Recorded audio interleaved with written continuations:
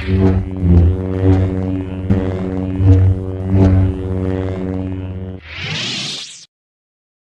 and welcome to the Lost Holocron. As always, I'm your host, James. Above me is my co-host, Richard. Rich, how are you? I'm good, bro. Me too. We've got some exciting stuff to cover this week. The finale of The Acolyte, the latest episode of House of the Dragon, and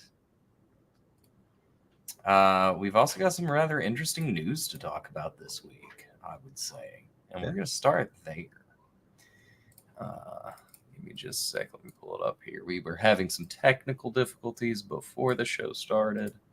So that's why we're a little late tonight. You got some news? They fucking just canceled Halo, the series. What? Yeah, I just saw that on my phone. Bro, fake news. Find me a source. Discussing film. Oh, so it's just the tweet. Interesting. That sucks, actually. I was really looking forward to now that they're on the fucking thing. Discussing film or the Lost Holocron. I don't I don't fuck with it. Yeah, I'm with Rebel Radio here. What? Yeah. It was doing so good in the second season too. I really enjoyed it. Yeah. What's gonna happen with Sauron, my favorite character ever? What's gonna happen with Johnny Rings? I know. He just got to the rings part. I know. He just killed the Arbiter. It's like, all right, well, play the game if you want to know what happens. I guess they were like, all right, and we're gonna use this to sell Halo Anniversary Edition. Yeah. This is the best news I've heard in forever, though, that you just pulled up. Yeah. Same. But yeah, no, I'm excited about this one too. The Russo brothers are coming back to direct the next Avengers movie. Yeah. That is the best news I have heard from Marvel since, I don't know, the Loki series is coming back, some shit. Yeah. What are your thoughts? Do you seem to think this is a really good idea? Yeah. Well, for one, I think they said when they were promoting Endgame that they weren't going to direct any more Marvel films unless they got a crack at Secret Wars, which I think, is going to happen. Because I think they don't want to do they want to do like the big Avengers movie. You know what I mean? Mm-hmm. And I think you can't argue with what they've done. They've done probably the best movie in the MCU, The Winter Soldier. They've done my favorite movie in the MCU, Infinity War, and Civil War and Endgame. Maybe not be as great as those two, but they're fucking up there. They're at least 9s and 10s in most people's books. You know what I mean? So they have not missed in the MCU. And their last movies made like $1 billion and I think $2 billion. So like, I'm ready. Oh, excuse me. And that means probably a couple of the OG Avengers might come back too, because they love working with the Russo brothers. Tony Stark's coming back. RDJ's Iron Man returns. Calling it now. And I've got a track record, a nose for those things now. You got a couple. I feel like both of us, like, we need to start like having a list of the things we're predicting and write them down at the time check so we can just play the clip. Bro, when we get to talking about Acolyte this week, it's gonna be such a big I knew it moment. Yeah. So I hope everybody's ready for we that. Both called Yoda being in there, bro. I was like, Yoda's in there somehow. They can't just. What did I tell you? They were gonna save him for the last scene in the last episode. Terrible. Now they're gonna cancel Acolyte. We're never gonna get any more Yoda. That would be awful. But let's keep going. Star Wars related though. Some new filming locations have been released. So we found out that Kofar, the forest Kelnaka was on, was shot in Portugal. Okay. I always like when they film the Netherlands, Portugal, like all those like rich green places, because then it looks so authentic. You know what I mean? Well, the Witch's Fortress was in Wales, apparently. So Welsh gang, rise up. Them bloody witches. Yeah, a lot of England in this one, which I mean, I guess makes sense. It's probably cheaper to shoot there if you think about it, man. Oh, that and Star Wars has a really long history in England shooting projects. That's why a bunch of their actors have like British accents. It's exactly why. Yeah. I always love a good British accent, like when they're the villains. I don't know why, but it kind of works. You know what I mean? I think we all know why. America. But yeah, no, just a couple of little fun filming locations. Look like a bunch of Wales, England. That one in Portugal I thought was pretty interesting. And a bit of bad news that's tangentially related to Game of Thrones. And this one actually sucks because I was looking forward to this. The Toxic Avenger reboot with Peter Dinklage is unreleasable, they say. Why? An unnamed producer said that the marketability outlook is too out there, which is why nobody is associated with it yet to distribute it. I feel like that makes it more because like no one wants to release it. Now I want to see it. You know what I mean? Give it to like Paramount. They're drowning. Well, I mean, you got Peter Dinklage in there. You got Kevin Bacon, Elijah Wood. How did something bad come out of that cast? I don't know. Was it like just like how could a movie like the amount of movies, terrible movies that have been released are just like nah.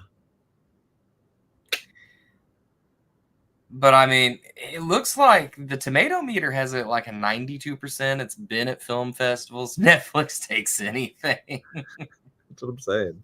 That's true. And that's what he says is like it's only going to be either video on demand or streaming, something like that. I never even heard of this. What's it called? The Toxic Avenger. You remember like the old 80s Toxic Avenger, right? No. Okay. I think Toxic Avenger, I think of that one Rick and Morty episode where they're like the green people. Yeah, he basically becomes a superhero by falling in a vat of radioactive waste. Ah, nice. The old school way. Yeah.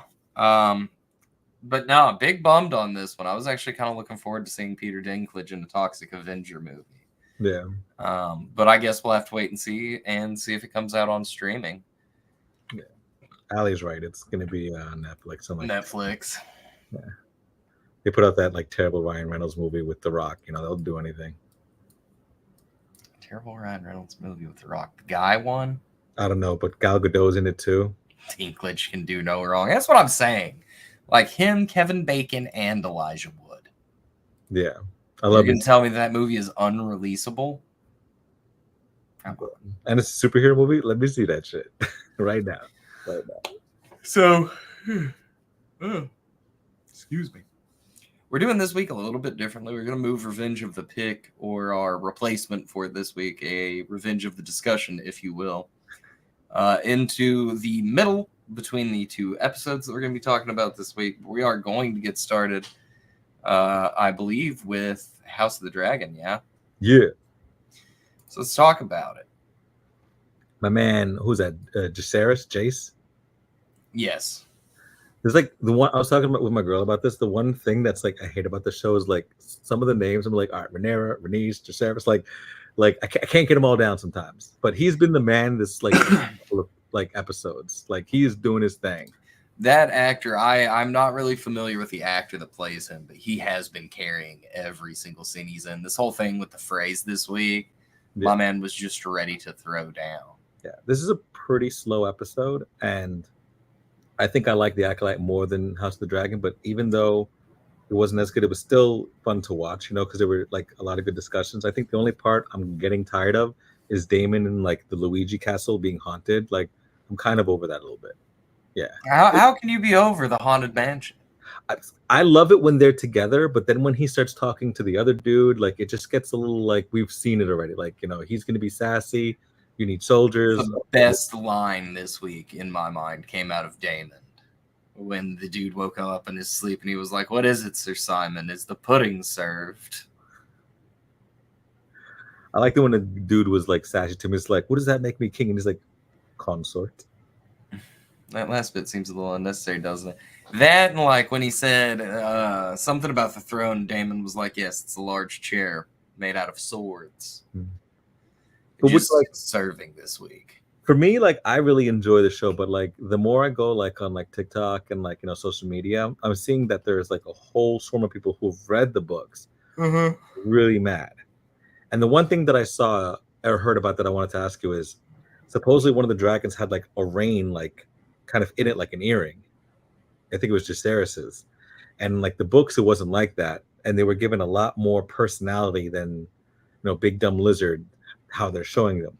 Is that true from you from seeing the book or reading the book, or do you think they're just kind of being dramatic? Well, I think one of the things people who are complaining about like how the dragons are depicted, I think are picking the silliest thing to be mad about in my mind. Because in the books, yeah, they don't have a lot of personality, but it's not being told from this sort of perspective. You're not in the middle of those events like you are in the mainline Throne series. Instead, it's told as a history. Yeah. So you don't get like, Sunfire. I think they call him like the most beautiful dragon, but that's it. You don't really get any of the touching like him and Aegon's bond that you see in the show and things like that. If there's really something that you want to be particular about, Damon's whole plot this season has been kind of invented just to give him something to do, and I think to introduce some events surrounding Alice Rivers later in the series.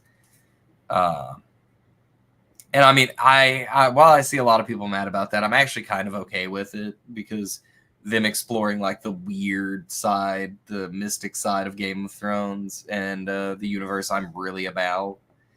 I think the biggest change that I am mad about is honestly the dragon fight in Rook's Rest so far. Really? Yeah, because Melee's, that fight was supposed to be like a 2-on-1, not Vhagar ambushing. Like, Yeah. Vhagar and Sunfire both showed up at the same time. Yeah. And I don't think that you really had to do that to make Aemon seem like an even worse dude, because he's pretty reprehensible already. So, what you're saying is, the books are history. One person's perspective, yada, yada, yada, yada. Mm-hmm. You think that the show has a protagonist and kind of an antagonist problem, and that's why they're changing things? Because you're right, they didn't have to do that. But if you have him wait with Vhagar 4 more minutes, it makes Aegon kind of like, antagonist to his brother, at least. And with Daemon and Rhaenyra's, you kind of make them seem like the protagonist sometimes. Mm-hmm. Do you think they're doing that just for the show because they don't know what to do? Because the way like storytelling works, your brain, everybody's brain kind of wants that. They want the climax, they want the ending, they want a protagonist, they want the antagonist. You know what I mean?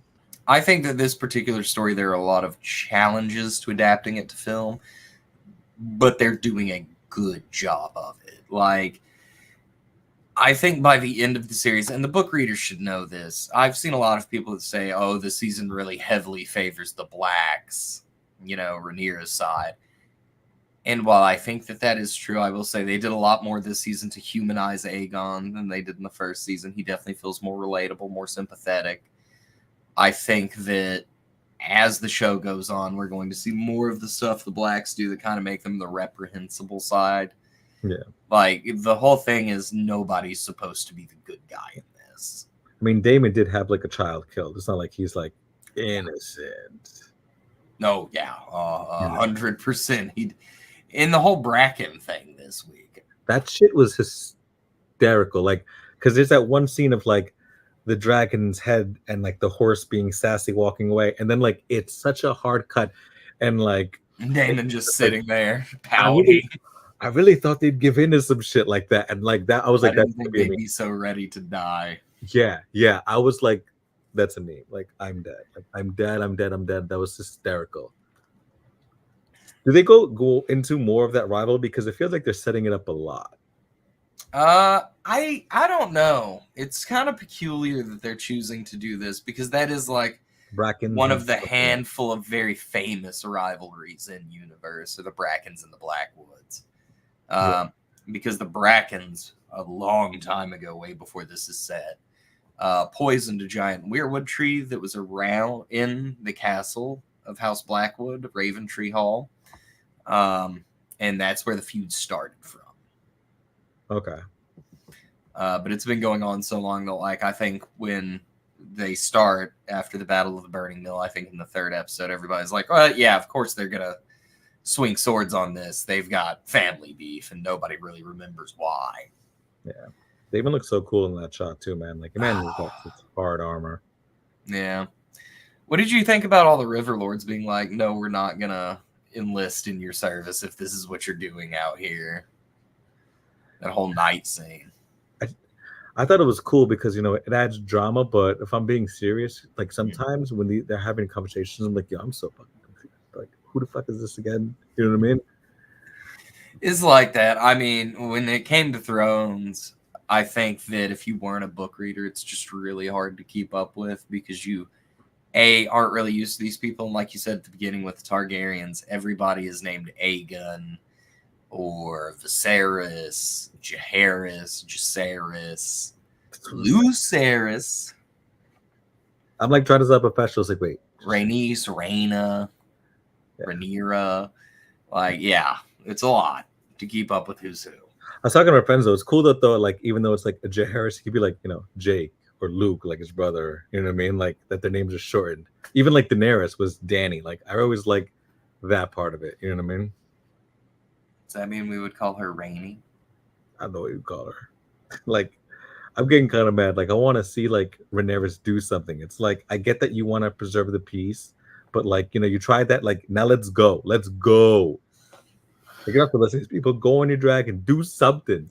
Well, what they're doing is very smart. So, we've been kind of like dancing around the very end of this episode for a couple of weeks where I'm like, I don't know if there are going to be more dragons or not. You'll just have to wait and see. Yeah. The cat's out of the bag. They're getting more dragons for the Blacks. Nice. Yeah. So some of these random ass characters that have been appearing week to week will start to make a lot more sense. Like that one dude in the bar, right? Who was like, I'm Hugh. like, yeah. Yeah. I was like, what the, like, I think it was the scene where right before they went to the whorehouse or something like that. He was like, when they were entering, because he's like, oh yeah, I'm the bastard of Baelor. Yeah. And someone's like, oh, well, there's your nephew, the king. That'd be cool to bring it back so it actually like made sense, which I'm sure they'll do. I really like Jaehaerys and Rhaenyra, like their conversations, because they have such like easy like chemistry. Like even when he was joking, when he was like, so you'd give our dragons to like whatever the hell she said, and he's like, better than death. Like it was so like a funny moment between like a kid and a parent, but like it works with them. Like they have really good chemistry. And I think this is the episode where we get some sort of definitive feeling that he knows he's a bastard. Yeah. Because when she's like, no, the blood would be diluted. And he was like, well, I mean, that's just what they say in the history's made to uplift us. But yeah, because he admitted it to his wife, didn't he, in like the episode beforehand? Which is like, what was your dad like? What was your other dad like? Well, she was like, what do you remember of Sir Strong? Yeah. So it's like, he's like, he knows. And he probably could give a fuck. And he's like, to be honest, I have this beautiful hair, and I'm so tall. You know what I mean? I do. I know exactly what you mean. It's you need it. Flow. You need this too. He needs that. But no, I think like he loved his father, who he thought was his father. And then obviously he thinks he's dead because he ran off. But like he was taught by Strong. He loves them both. It's possible to love them both. So it's cool that like he's able to be like, hey, listen, we need more dragon riders. I'm half Tigerian and my dragon loves me, so you're good. But I do think the next episode, it looks like we're going to get to see some riders attempt to claim a dragon, which should be interesting because I'm gonna guess a bunch of them will die. Yeah. Like, would you do that? Like, he'd be like, hey, someone said, hey, you have a fourth of the bloodline that has dragons. We have this, 400, foot thing. You want to touch it and see if he likes you? How could you not? That's what I'm saying. Like, like I might die, but I also might get a dragon. Fuck it, we ball. Yeah. As they say. I still think like Danny's dragon, what was it, Drogon? Mm-hmm. That's like the best one, man. Like, I was rewatching when she like flew into the dragon pit in season 8, like in a clip on like TikTok, and I was like, that dragon still looks so fucking fire. Yeah, dude. And what's crazy is it looks a lot like Balerion, the Dragon the Conqueror rode. So if we ever get an Aegon's Conquest miniseries HBO, that'll be one to see. Yeah. And Balerion was like last rode by Viserys, right? Yeah, Viserys first was the last rider before he died. It's crazy that Viserys rode fucking that dragon, yo. Well, you gotta think Vhagar's still alive. Yeah. That's insane. Like, that's insane. Like, to be like that level-headed after you rode that big of a dragon, like, no. Yeah. I love Viserys. Like, going back, like, it's like, dude held it down, held it together, held it. I don't know how that guy did not get an Emmy nom. Yeah. Or anything for that performance in season 1 because it was balling. So overall, what do you rate this episode? I mean, I feel like I can't go below an 8 on any House Dragon because I'm not disappointed, but I'd give it like a soft 8. Like, it made it there, but like the other, you know what I'm saying? The other ones were definitely better. The other ones had a more powerful ending. Yeah, it's Every easy to like episode those this episodes. season. Like, oh, there was a dragon fight at the fucking air. Of course, I'm gonna love this fucking episode. Yeah. What about you? I think an 8 sounds pretty fair, but I'm going to give it a very firm 8. Yeah. Because I'm more than willing to admit, while this was a slow one, I did still really enjoy a lot of it, like the dialogue between Corliss and Bela. Yeah. When he was like, I want you to be the heir to Driftmark. And she was like, no, it has to pass to Salt and Stone, and I'm fire and blood. Hard. Oh my God, bro. No, that was gangster. That was fucking gangster. I also like this, the episode, even though it's slower, it's filmed perfectly and with purpose. That one scene where Allison, basically got rejected, like, nah, we're not fucking taking a woman, you're fucking nuts. And she just sat there and like the camera did like the slowest zoom into her face. You get that like distorted audio, almost like tinnitus in the background. It was dope. Yeah, she's literally having like almost kind of like a panic attack because she realized that because of her, she's fucked, and they still view her as a woman, and like she's just in a different prison now. Well, I mean, for real though, what did she expect? Yeah, no, but like, bravo, it was filmed really well. Yeah, and I mean that's one complaint I don't think I've ever had with Thrones, except maybe season 8, is that it's always been put together very well. Yeah, man. Perhaps the only slide on this episode was it was a little slow, but I mean I like the dialogue heavy episodes, and I think this one delivered for me. Yeah. But now let's get on to what I even feel. Oh no, wait! First, we got to do our discussions this week. So, what am I looking at here? So I basically saw this idea, and I changed a couple around. Like I think in the picture that I saw, Arya wasn't on it, and they had the dude who was like Daenerys's bodyguard. Oh, Dario or George? Dario or whatever the fuck his name is. Yeah. But he was on the list, and I was like, you got to take him out. You got to put in Arya, because Arya deserves to be on this list. You know what I mean? She did kill the big evil guy. Dude, so you have to pick 3 people, and the rest are going to kill you. Who are you picking? Can I pick the mountain 3 times? No, you can't. And obviously, Robert Baratheon is in his prime. They're all in their prime. All right, so I feel like this is a very easy one if I'm min-maxing here. I'm going to go Robert. I'm going to go Arthur Dane, Sword of the Morning.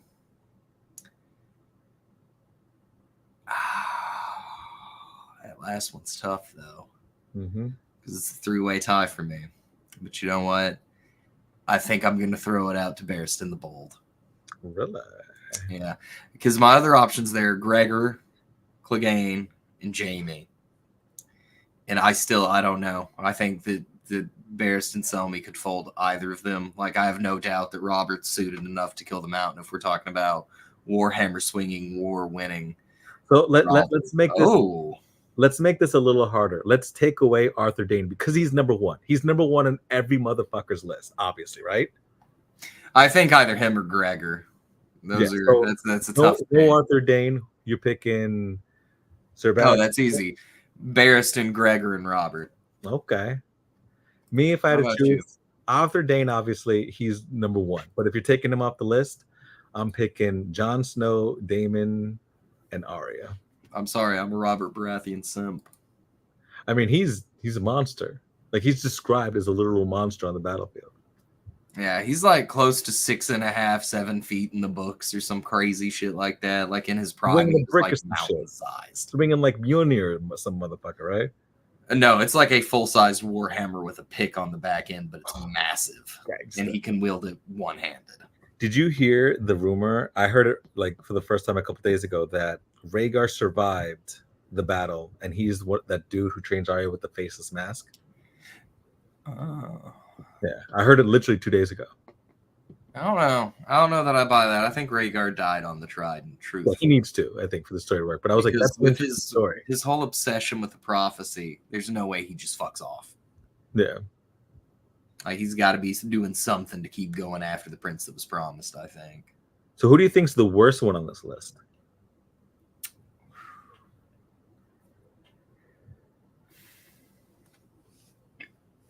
You've given me so many A tiers. I think it had to be, even though I love him to death, he's like my favorite character ever. Like Bronn. Yeah. He's still amazing. He's still a beast, but out of this list, he's the worst. I think so. Yeah. All right. Maybe Arya, just because she's like very little. I don't know, man. She was putting it to Brienne without even trying. It's true. That scene in like I don't know if that's I season forgot 7 about or 8. that. That's 8. That's 8. Probably like the think. first episode though. Like no, Yeah. it wasn't after 3. Like that was fucking like that was such a smooth because it starts off so slow where she's just out of the way and just dead, and then just like all right, let's go, and then like that was an insane scene, bro. I love that scene. So what's our other one this week? Oh no. Yeah. So like I think this is end of season 6, right? That's when she lands there, or is it the end of season 5? Season 6. It's the end of season 6. I'm pretty sure. Started season 7, I guess technically, because I think that opens with her on Dragonstone. So like beginning of that season, you have all 3 dragons. You have your Dothraki, you have your sellswords. I think you got a couple other families with you, like the girl from the Sand Pit and all that shit, and the Greyjoys. You're stacked right now. What do you do? Oh, she should have listened to Tyrion. That's interesting. I think Olenna was right. 100%. You call your banners, you ride with 3 dragons, you take King's Landing, you solve the problem. Even if you decide to like just melt the Red Keep down to slag. Fuck it, we ball. What I would have done is I would have taken my 3 dragons, right? I would have said everybody stay at Dragonstone, and I would take whatever, like probably Varys or somebody with me, because at that point he's alive, right? Mm-hmm. And I say, Varys, you go back to King's Landing and you spread the rumor that Daenerys is here with 3 dragons. She doesn't want to kill anybody, but she wants the Lannisters out. You know what I mean? And then you basically take your dragons and you fly over King's Landing. You don't destroy anything. You just show the people you have 3 dragons, and then you leave. And then you wait it out a month and you see if those people at King's Landing fucking like just do an uprising. Because I think we're even going to see it in House of Dragon. Like you can storm the Red Keep, or you can at least try, or force them out. And if they do that, they get spared. If not, then I'm flying to King's Landing and I'm burning it anyway. I mean, I think that genuinely what makes the most sense is like you have to get rid of Cersei as soon as possible. That's before they have any scorpions. That's really before Euron sides with her. Yeah. You hit King's Landing hard and fast first, you win. No doubt. Super easy. Even if you just burn the Red Keep, like, oh, well, like the people are fine. Your castle's destroyed. We can rebuild that shit. I'm not even going to stay there. I'm staying in Dragonstone. Which is a way cooler castle anyway. Here's another question for you. Let's say like you had a magic wand and you could have them redo, season 8, which we all want. Would you have them redo season 7 as well? Or just 8? Just 8. I think that season 7, there really wasn't anything bad enough for me to really hate, other than maybe going beyond the wall to get the White to bring back to Cersei. I thought that was just kind of a plot contrivance to get a dragon over the wall for the Night King to kill. I love the action of that scene, but the like you said, the driving force for that scene was kind of dumb. You know what I mean? But that one scene where they're like all in the ice. Oh, it looks dope. Dude, that shit was crazy. And when that dragon got hit with the spike, I audibly like gasped and made like a bad noise. I was like, I cannot believe this is happening right now. And then seeing it get pulled out so the bad guys have a dragon, I was like, fuck. I was so mad. I was like, it's gonna be so much harder now. But I will say, without that subplot, we don't get the season finale where the dragon nukes the wall, which is perhaps one of the coolest looking shits ever. Yeah.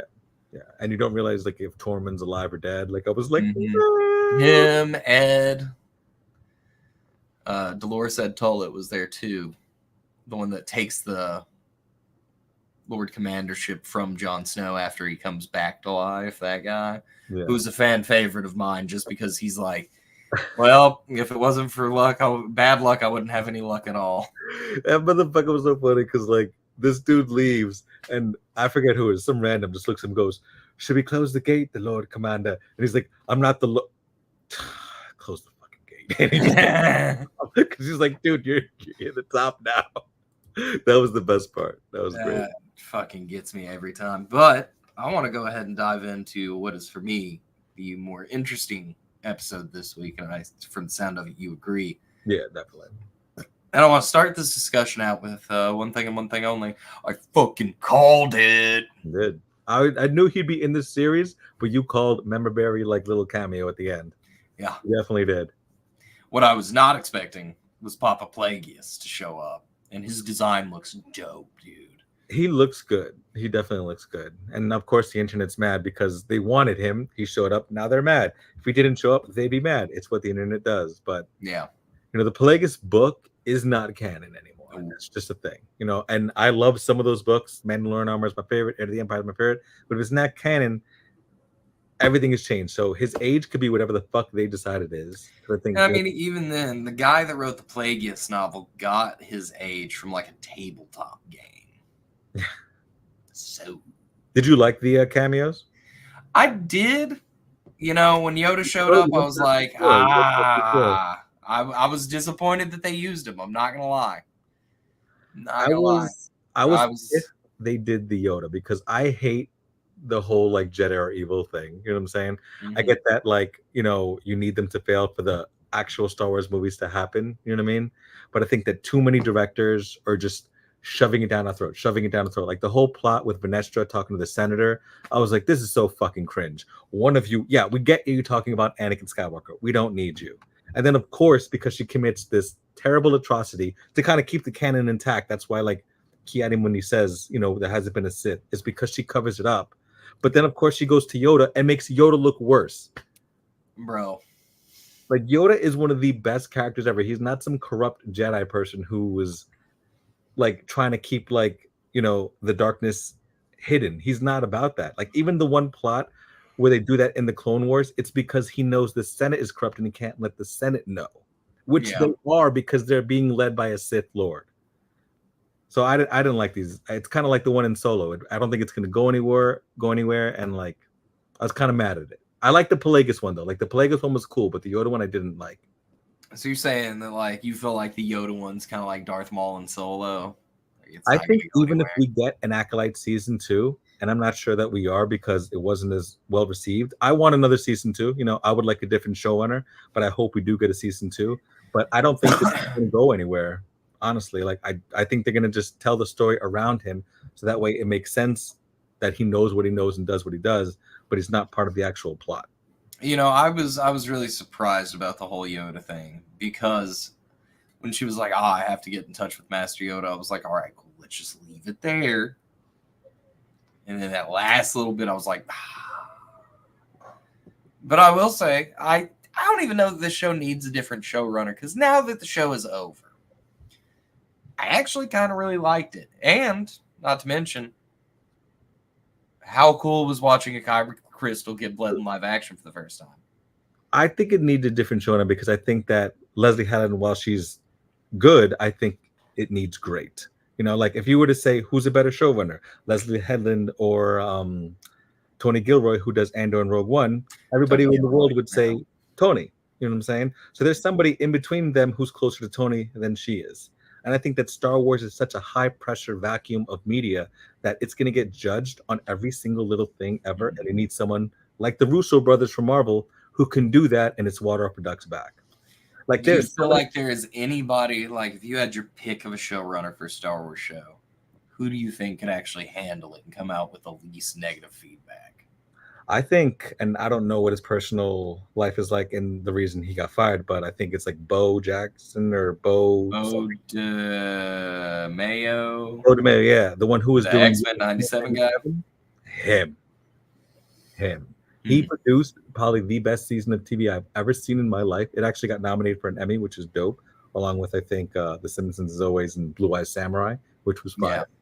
But like, he knows what he's doing. And like this, there are a lot of, like, I love this episode. I thought it was great. I'd give it like a 9, you know what I'm saying? 9.5, definitely. I love the 5th episode, but there are episodes that I'm just not going to rewatch. I'll rewatch all of Andor, front to back. You know what I mean? I really think that this episode let the cinematography shine, though. Yeah, 100%. Like, this episode was beautifully shot. Yeah. The most surprising thing for me, because I thought we'd maybe get a Kyber Crystal change. I thought, we'd definitely get a big fight. I knew we'd get the reveal at the cameos. The scene on the top left, when they were flying through like the Saturn rings with the rock, that was fresh. That was new. That was fucking fire. Like, it looked incredible. Yep. But I also have to go with the whole fight scene between Sol and Kamir this episode. Dope. Just straight heater. You recognize this kind of looks like Fallen Order, though? Yes. There wasn't a bad fight scene in this series. That's the like if you were to say how's the acting, I'd say some of the characters I don't think did a really good job, but all the fight scenes, a fucking one, tens across the board. Mm-hmm. But I'm hard pressed to agree. I think the girl who did May and Osha, I think she's a good actress. I think she had a hard time playing both roles. I don't know, because I really like most of her doing split personalities between May and Osha. I think that it worked really well. And I think she did a lot better job than other actors and actresses who have tried to do the same thing. Yeah, 100%. Over the years. But for me, it was like it was good when they aren't in the scene together. Like when it's just her. It is a little jarring to have them in the scene together. That I will agree with. It's like kind of Parent Trap. Like it's giving Parent Trap, and I like it. Just they didn't have enough emotion to separate themselves, or like an accent or something, where it seemed like it was the same person in different clothes. You know what I mean? And like Vanestra, I thought she did a terrible job. Like she was so stiff and so bad. I think again that one comes down to like being a director's choice because she's supposed to represent that like rigidity and stiffness in the order. And I think that her body language and stuff did that very, very well, but that does not make it a likable performance. Yeah, like even though I don't like the senator, he's in one scene and he killed it. He did a much better job. You know what I mean? And Kamir, the stranger, he did an insane job. He was so good. He was so good. And so he nailed it. And Soul did a great job. You know what I'm saying? Like, so, like when you're kind of paired up in scenes with them, it's easy to kind of like compare them that way and be like, this person definitely isn't passing the test. It's not the worst thing I've ever seen in the world, but there are definitely levels to it, and you can see them. Speaking of levels, Richard, let's take a look at this. Out of all these shows, how do you rank them best to worst? I'll be honest, I think we did this a couple of weeks ago, and my ranking has not changed. It's going to be Andor's number one. It is number one. And I think I liked the last season of The Mandalorian. I don't think it was as good as the first two seasons, but it wasn't bad in any way. So that is number two.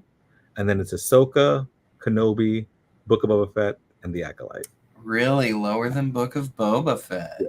I think there was only... I think I didn't like where the story went in Boba Fett, but there wasn't one episode where I went, wow, this is really bad. Like, I don't know why I'm watching this. And like, The Acolyte had that. Like, I will never watch the third episode again, and it was probably one of the worst things I've ever seen in my life. None of those other shows have that bad episode. You know what I mean? I don't know. Book of Boba Fett. I can't really place the episode. I think it was more like how they paced that story and did the flashbacks that I didn't much care for. But honestly, I've watched Book of Boba Fett once. That's been it. I feel like I would be more apt to watch Acolyte again. For me, I'm gonna run it down. Andor, Mando, Kenobi, Ahsoka, Acolyte, Book of Boba Fett still at the bottom. So wait, you have Andor, Mandalorian, Kenobi? Mm-hmm. I really like the Kenobi series. All right. And then Ahsoka, Acolyte, Boba Fett? Yeah. Okay. But I did. I really liked the Kenobi series. And while I liked Ahsoka, I do think I had more enjoyment out of watching Kenobi, and I've seen it through like twice. Yeah. Ahsoka, I've still only watched when we did it on air. Now, I'll probably watch it again if we get a season 2 soon. I would have loved it if it was animated, but even how I feel about Ahsoka, I think there were casting changes or casting choices that weren't as great. Like, I love Rosario Dawson, but I think she'd play a better Hera than Ahsoka. You know what I mean? And I don't like the actress Mary Elizabeth Winstead who plays Hera. And she's really? I think she's a great actress, but I don't think she works as Hera at all. But I still like the show. You know what I mean? It still doesn't take me out of it. Yeah. The way kind of Acolyte did. No, but I like all these shows. I wouldn't especially going online and seeing the hate. It makes me like it even more. Because I'm gonna say I don't think the hate the Acolyte got is deserved. I don't think it's prestige television, top tier storytelling or anything like that. But it wasn't bad. Yeah, no. And a lot of things they're complaining about, they're complaining about Pelagus. He's not canon. They can do whatever they want. They're complaining about bleeding crystals. And I think I sent you that clip. That's happened in Star Wars. recently this year, and this scene was crazy. Yeah, this went hard, and I'm not gonna lie. When she popped the lightsaber on, it was just like fighting itself up the blade. Even Vader does it, and it almost kills him in a comic. Yeah, So like it's like you can't hate on those things because those things are real. Those things, it's happening. We're watching it happening. You can complain about the pacing. That was kind of an issue that I think everybody felt. The runtime, yeah, absolutely. very short runtime. Not very happy that this episode was not an hour. And that's what I'm saying. Like those are complaints. But when you're like, like I don't like lesbian space witches teaching Pelagus, like that's just toxic, and you're just being like kind of hateful, Yeah. like borderline racist, borderline hateful, borderline everything, and you're just like don't watch it then. If you can complain about every single series, like I remember I was watching the clip of Star Wars Theory, and like he basically saw Plagueis, and this dude's vein popped out. He's like, "That's not Plagueis," and it's like he's gonna complain, he's gonna freak out. It looks just like him. He's a moon. Yeah, and then in like 6 months, he's gonna be like, "All right, let's see if we like this, bro. Just stop watching. It's not for you anymore. Just rewatch." Yeah. We'll be very honest. If we don't like something, like I think that some of the pacing choices were weird. I think some of the editing in this show was questionable. But overall, I don't know, man. I'd give it like a 6 out of 10. I don't think it was particularly bad, but it wasn't really great either. It was just kind of middling. Yeah, I'd give it like a 6.5, even like a 7 if I'm talking to somebody who hates it just to piss them off. You know what I mean? Because like there are parts of it that are insane. Like that like little thing through the rings was insane. All the fight scenes were fucking peak, bro. Yes. And the new characters that they came up with, like Yord was cool, Jeki was dope, Soul was good. There were 3 different Jedis in the order that like one was very kind of rigid, one was just kind of like feeling the Force and what he wanted to do, and one was kind of like a young upstart like Ahsoka. Like it was great to see, Yeah. But, people are gonna hate. I mean, genuinely, I think that if you put this next to what was the Marvel one that sucked that we did? Secret Invasion? Yeah. I think it comes out way better a score than Secret Invasion. That one was genuinely bad. Especially because the last episode of Secret Invasion was so bad, and the last episode of this was so good. Interesting. So personally, if it's not Pelagius, which it has to be, I don't know. Yeah. So do you think that Kamir stole the idea from Pelagus, and Pelagus is just kind of like creeping on the person he's going to kill, or do you think Pelagus learned the idea from Kamir from learning about Osha? So the most credible theory I've seen floating around, and the one I'm putting my weight behind right now, is Tenebris. Pelagius's master had another apprentice other than Pelagius called Venamus, who had like an extensive knowledge of poisons, was very secretive. So, I mean, there are a lot of boxes there that are ticking off for Kamir. So I think they're going to retool it, or he's just not at all involved in the rule of 2. Were you fucking surprised that Osha and Kamir fucking basically are holding hands? Like he did what Anakin and Kylo Ren could not. Come with me. No, Osha. You know what? Sure. When my wife saw that, she was like, what the fuck, why? Why they gotta hold hands, bro? I liked it, actually. I like that. It's not as bad as I thought it would be. I don't think Osha turning to the dark side will be permanent. You don't think so? I don't. Because now it kind of feels like we've seen May kind of bend towards the light now that her memory's a little, been erased. Also, why did they do that? Why did they need to erase her memory? Like, if they couldn't all stay together, like, what, three's a crowd or something like that? Their sister's like, I gotta stay. Why? Like, why do you have to stay? I don't know, but I think that it's going to play into them switching sides. I get that. I get why the setup is, but like, you know what I mean? Well, here's my theory, right? So we know that Osha and May are one person split into 2 bodies. Okay. So my theory is they're switching places because one of them always has to be the light and one of them will always have to be the dark. I'll be honest, that sounds real good, bro. I put that on. So I think that like wiping her memory like that gets rid of a lot of the trauma that she had suffered after Bryndock. So now she's like 8-year-old Osha was when she came to the order. She'll want to be trained. So, do you think? Because a lot of people are like kind of turning on Saul and saying that what he did was terrible. Do you think what he did was wrong? Okay. Well, luckily, we have been given some security footage from that night.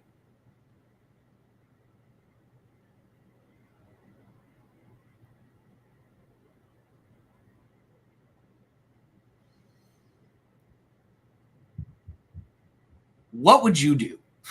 So let's say with the police. He thinks that's Osha. She runs in, yells, "Help me!"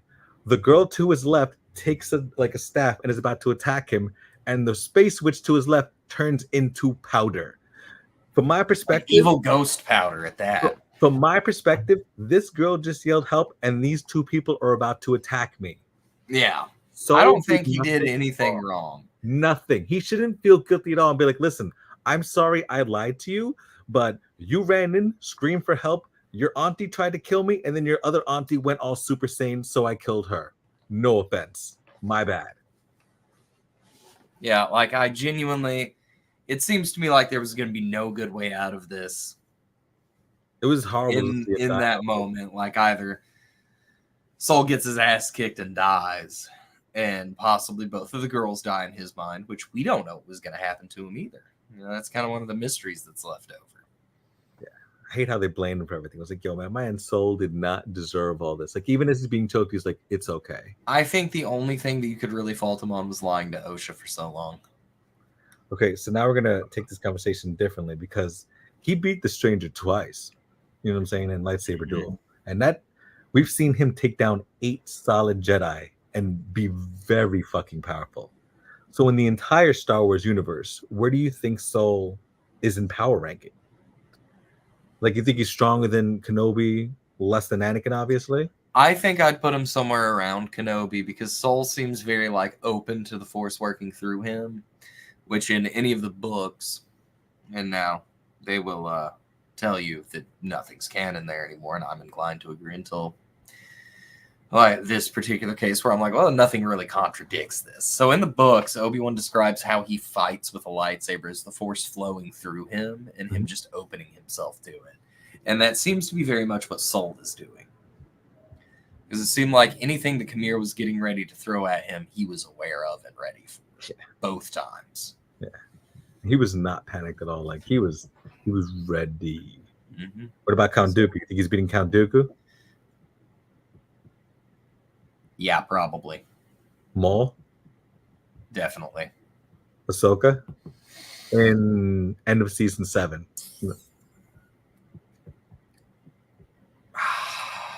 That's a tough one. Maybe, depending on the conditions. That one's a toss-up for me. I feel like it'd be close. He's fighting the Emperor.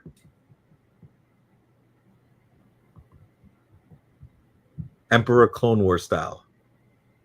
Like when he beat Darth Maul and his brother. I don't think he kills the Emperor. Me neither. Too strong. What about last one, Mace Windu?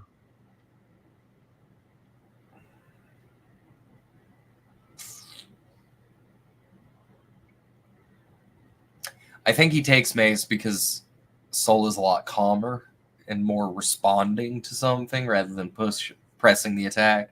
Yeah. I think that he could outweight Mace Windu, like tire him out and then get his opening and go. Okay. Yeah, no, he definitely showed some skills, man. Like, I like how like both fight scenes were different because I rewatched the one in the woods and it was fast and like violent and he was ready. But then this one, it seemed more like he was trying to just like push him left, push him right, and then just, you know what I mean? He was just doing this. Even when they were fighting in those tunnels, he was like, I know where I'm going. I'm jumping out the window. I'm good, bro. Straight up broke dude's saber this episode. Yeah. And then got choked to death. I really love how when you see Osha's hand, she's touching the crystal when she's bleeding it. Like that was a cool little touch, yeah. And like now, anytime she uses like a lightsaber, she's really using souls, which is fucking dark. Yes. So I wanted to ask, because this is something I really can't believe they just dropped on our laps. What do you think happened between Kamir and Venestra? I don't know, but I was kind of sad with that because as soon as I saw the whip like on this thing, I was like, that looked like a whip, and who's got a whip? You know what I mean? Mm-hmm. And I think that's more of like trying to make the Jedi look bad. So I guarantee that's going to be like she did something shady, just like Saul did. And I'm interested to read the comics because I've read Light of the Jedi, The Rising Storm. I just picked up again The Fallen Star. I'm going to finish that in the next week or two. And then I think I want to keep going because that character is, I think, the apprentice of Stellan, who's in those High Republic books. So I'm interested to see how she's presented in the comics. Like, is she this kind of like secretive, or do they change her character completely for this show? You know what I mean? From what I understand, no. She'd be the same exact person. I don't know about the same exact person because this is much later in her life than when she appears in the High Republic books and comics. Has to, because it's like 100-something years later. Yeah. So like this is her very much so later in life, but she was always kind of hard-nosed, pragmatic, very dogmatic Jedi. Yeah. Has been my understanding of it. Yeah.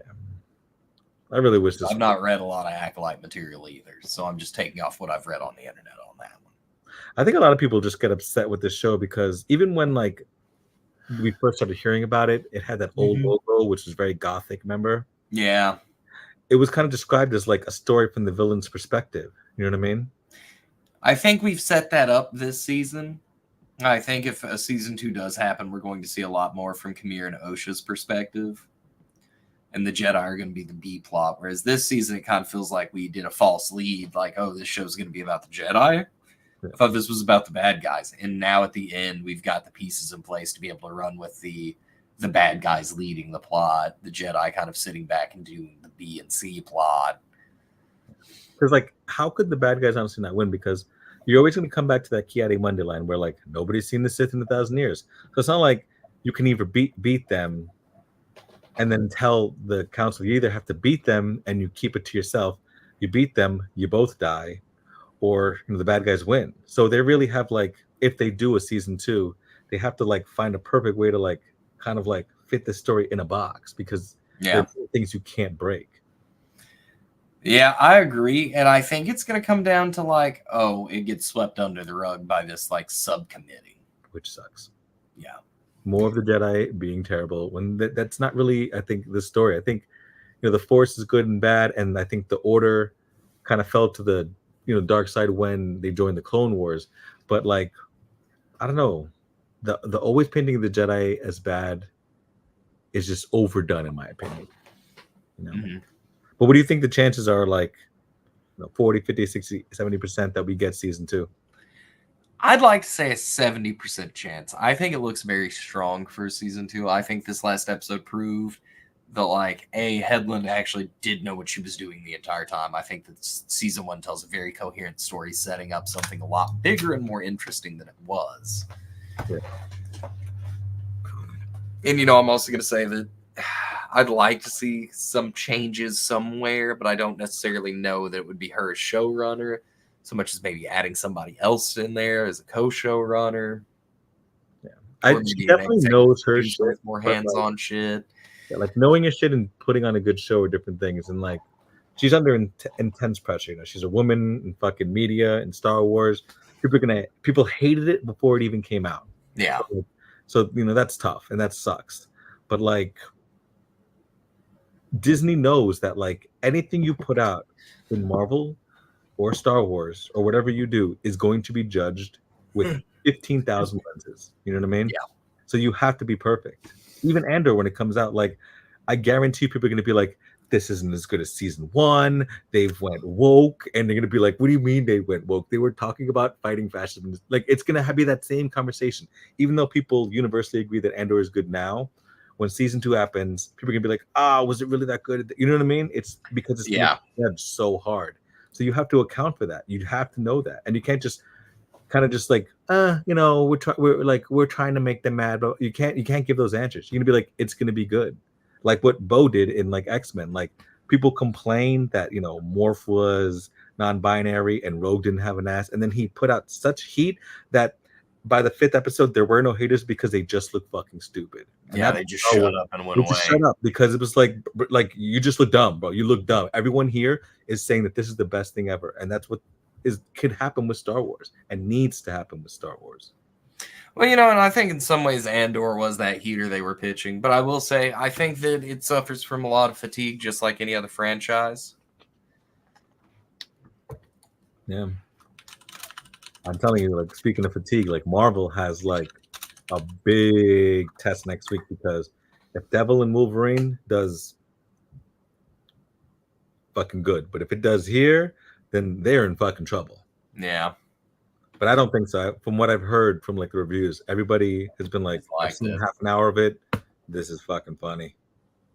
I'm excited to see it, but unfortunately, do you have any final thoughts on Acolyte before we close out the show? Don't give in to fucking cringe hate. If you want to critique shows, that's good. That's smart, and you should always do that. But if you're doing it out of hate or just to get views, then you're fucking dumb and you should stop. Hard agree.